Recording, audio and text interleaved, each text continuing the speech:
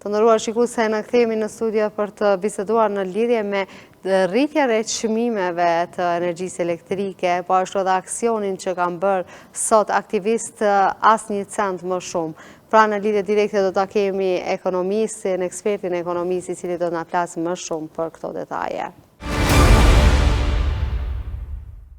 U kthiem në studio për të folur lidhur me çështjet që kanë të bëjnë me ekonominë. Me mua në lidhje direkte është Jakub Bellaça, i cili do të njoftoj më shumë rreth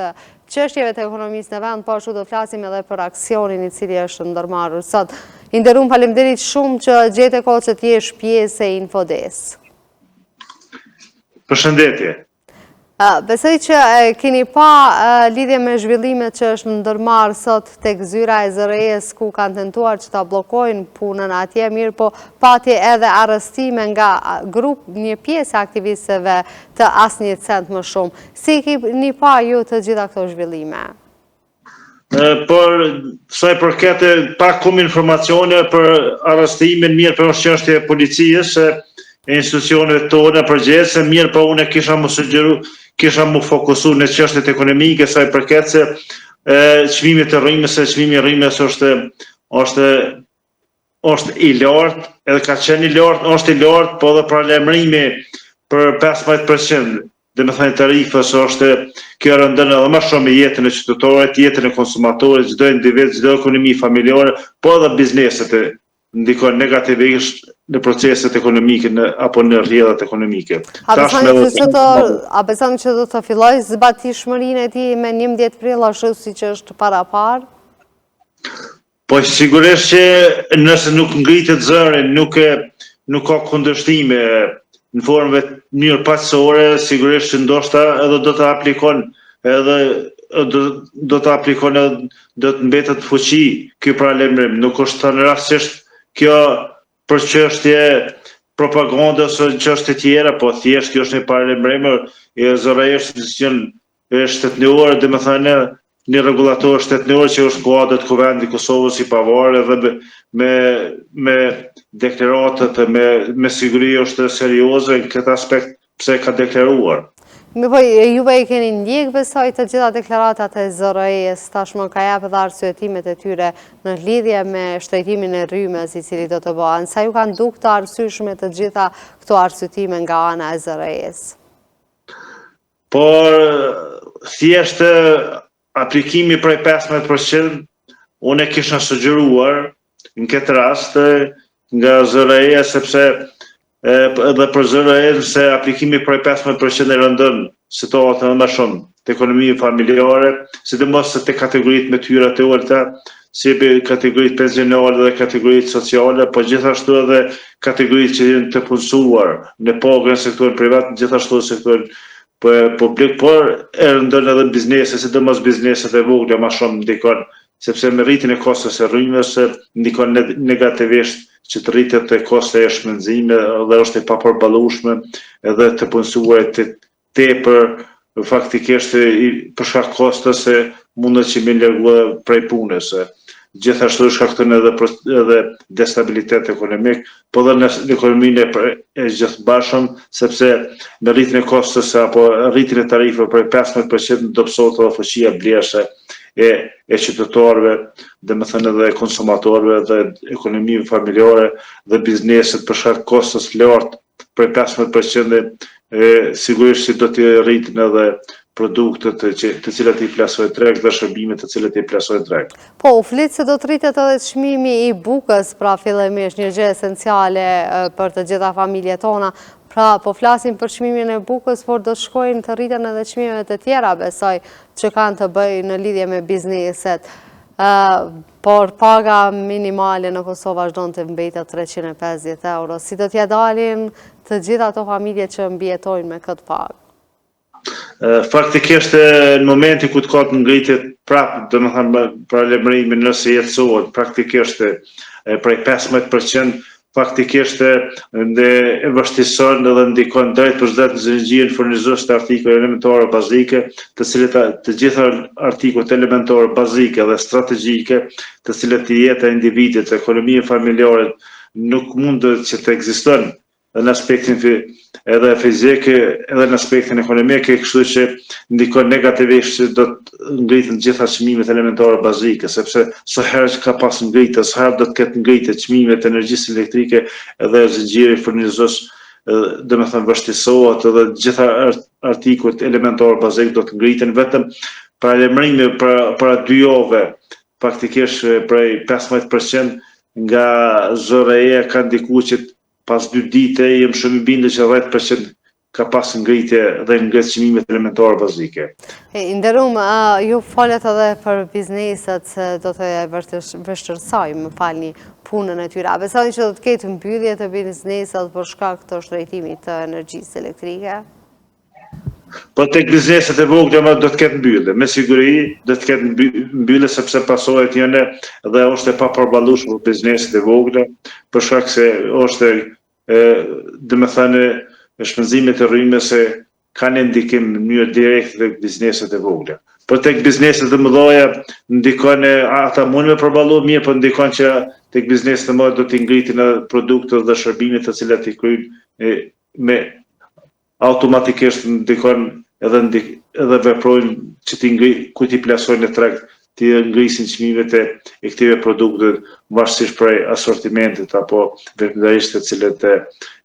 ushtrojnë dhe produktet të cilët i sjellin apo i plasojnë në treg. Nderum, ne kemi një qeveri e cili ka mbajtur një mandat prej 4 vjetësh. Si e keni parë ju punën e kësaj qeverie sa i përket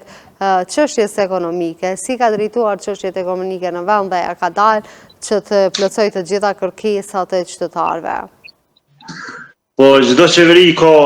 sukseset e veta dhe mos sukseset e veta. Kjo i ka disa suksese, për shembull me miratimin e ligjit pako më herët dhe me disa pakoj të cilët 5 herë pako, edhe me rritje ekonomike për afërsisht 4%, por nuk janë të mjaftueshëm, sepse kërkesat dhe nevojat janë më të mëdha se sa pritshmëritë. Andaj faktikisht sigurisht ka dominuar agenda politike përpara agendës ekonomike dhe bisedimet për shkak të kanë ndikuar që në aspektin ekonomik nuk janë pritshmëritë ashtu të dëshiruar. Andaj unë jam idhëtar që jo vetëm kjo qeveri, po asnjë qeveri nuk e ka arrit 7% zhvillimit ekonomik. Edhe në momentin që kur të arrin, domethënë 7% zhvillimit ekonomik në aspektin vjetor, ajo është besoj që është e kënaqshme, është e dukshme, është e prekshme, edhe do të ishte mjaftueshëm për rritjen e qytetarëve, për ngritjen e mirëqenies ekonomike dhe sociale dhe ngritjen e cilësisë së jetës. Andaj kisha sugjeruar që faktikisht për më arritjen e efektivitet ekonomik do duhet ndryshuar treguesit makroekonomik, do duhet ndryshuar politikat monetare, do duhet ndryshuar politikat fiskale, do duhet ndryshuar politikat e tatimore, gjithashtu edhe si të cekë më herët si çështje kruciale, thelbësore është numër 1 është reforma të thella energjetike në Kosovë, të cekë reforma të thella energjetike komparasysh që Kosova do duhet urgjentisht të ndërtojë një termocentral. Dhe me thënë që sepse Kosovë është e pasur me thënë gjithë, do duhet në urgjentisht të ndërtojë një termocentral të ri, faktikisht në mënyrë që të rritën kapacitetet, të plotësojnë nevojat e kërkesa, sepse energjia është aset strategjik jetësor si për jetën e njerëzve ashtu edhe për bizneset, të cilët nuk mund të funksionojnë as jetën normale as ekonomive familjare as biznesve. Me pastaj do duhet të luftohet informaliteti më shumë në Kosovë, sepse ende ka informalitet, gjithashtu do duhet të sundoj ligje më shumë në mënyrë që dhe të krijohet siguri më e madhe që të përmirësohet ambienti të bëhet biznes. Nderum, mirë, po kemi parë se ka pasur edhe dështime sa i përket çështjes së ekonomisë në vend. Më herët biseduam edhe me kryetarin e komunës së Kaçanikut, më falni, i cili shpreh shqetësime në lidhje me kontratat kolektive që kanë dëmtuar buxhetin e komunave. A është bërë një planifikim i duhur i buxhetit nëpër komunat e vendit? Varësisht nëpër komuna, çdo qeveri, po edhe kjo qeveri do duhej që në bazë popullsisë, masisë gjeografike, kontributit, domethënë të cilat me të hyrat të cilët kontribuat që është një parametr hyrës edhe do duhet mbështetë edhe do duhet të caktojë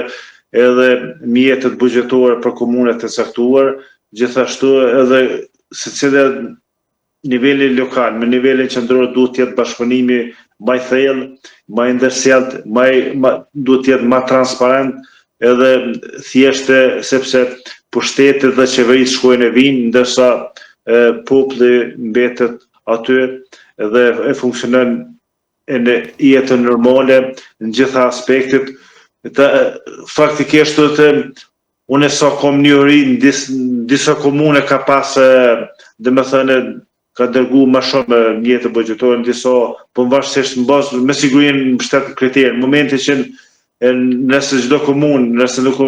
mendon që nuk është mbështet kriterë, thjesht duhet të kërkoj që të respektohet ligjshmëria, kriteret të cilët i jepen mjetet buxhetore, sepse nuk guxon jo kjo qeveri, pas në qeveri nuk guxon pa u respektu kriteret, thjesht caktuar të cilët janë jepen mjetet buxhetore. Andaj do duhet të jetë më zëshëm, duhet të jetë më bashkëpunuese, as niveli qendror pas niveli lokal nuk duhet ta shikojnë si armik apo ta komentojnë, të krijojnë subjektivizëm pas vija politike, po duhet të ketë bashkëpunim objektiv, sinqert, duhet të ketë bashkëpunim të dukshëm, në mënyrë që se nëse edhe qeveria, edhe pse nëse ato komune nuk e ka, dhe me thënë një partia caktuar nuk e ka pushtetin, faktikisht me startimin e mjeteve buxhetore dhe ndarjen e mjeteve buxhetore, faktikisht populli e sheh që kush ka kontribuar, sa ka kontribuar, në cilët sektor ka kontribuar, do duhet të jetë bashkëpunimi më i ndërsjellë mes nivelit qendror dhe nivelit lokal dhe nuk duhet të qetë agjendet politike përpara agjendës ekonomike, po duhet dominoj agjenda ekonomike dhe interesi qytetarëve duhet të dominoj dhe mirëqenia ekonomike dhe sociale dhe cilësia e jetës së qytetarëve mbi interesat partijake dhe interesat personale dhe interesat politike. Zoti Bellaqa përmendet edhe shpërndarjen e buxhetit nëpër komuna, pra mendoni se është bërë shpërndarja e buxhetit në mënyrë partijake, pra duke ditur se në disa komuna pra ka një buxhet jashtëzakonisht të vogël. Po sigurisht që jo vetëm kjo, tash në pushtet mirë, po edhe domethënë edhe partitë e tjera kanë qenë subjektiv, ndoshta ku kanë pushteti kanë qenë subjektiv, të jemi sinqert, edhe kështu që kjo praktikë është prafërsisht e njëjtë, domethënë edhe partitë e tjera kur kanë qenë pushtet kanë vepruar ashtu, po kisha sugjeruar që nuk duhet të përsëritet praktiket e tilla, faktikisht mos të japin buxhet apo mjete buxhetore via partijake, këtë do duhet komunat të deklarohen në mënyrë transparente me fakte, duhet ta bindin opinionin që nuk i ka caktuar mjetet buxhetore për X komunën e caktuar, jo me deklarata të ndryshme ashtu siç po ndodh, do duhet që në mënyrë ona zyrtare të respektohet edhe thjesht mos të ketë subjektivizëm, po të mbas fakteve të veprojmë, mbas kriterëve të veprojmë, sepse gjithë jemi qytetarë të Kosovës pa dallim edhe do duhet të veprojmë. Interum është bërë një thirrje, ishim kthyer edhe një herë tek çështja e energjisë elektrike, është bërë një thirrje në lidhje me protestat që kanë të bëjnë me energjinë elektrike. A besoni që do të ketë një gatishmëri të qytetarëve të vendit që të dalin në protesta dhe të protestojnë kundër kësaj çështje? Ndoshta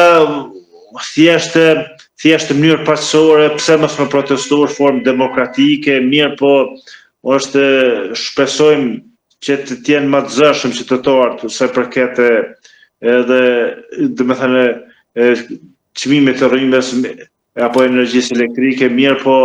faktikisht jeta është në Kosovë është e politizuar në gjitha aspektet, në gjithë porat e jetës. Ta shohëm me 5 prit kur e kanë caktuar sa do të kërkojnë, sa të mbështesin, mirë po unë kisha sugjeruar sa më pasore të jetë domethënë kërke protesta që mos ketë incidente, sepse të gjithë jenë pjesë e kësaj shoqërisë, edhe segmentet e shtetit faktikisht janë pjesë e shoqërisë, është rrymë, është aset që të cilët gjitha porët e jetës, gjithë pjesët e shoqërisë, është domosdoshme ndikon të gjithë mënyrë direkte dhe indirekte në këtë aspekt, domethënë. Nderuar, mund të falenderoj shumë që gjete kohë që t'jesh pjesë e Infodesk dhe ta ndash të gjitha këto informacionet që kanë të bëjnë me gjendjen e ekonomisë në vend. Ju lutem, ishte kënaqësi, ju lutem. E të nderuar shikues, ne kthehemi në studio për të folur lidhur me çështjen e cilësisë së ushqimit në vend, ku të ftuar kam Lamir Thaçin nga Agjencia e Ushqimit dhe Veterinarisë.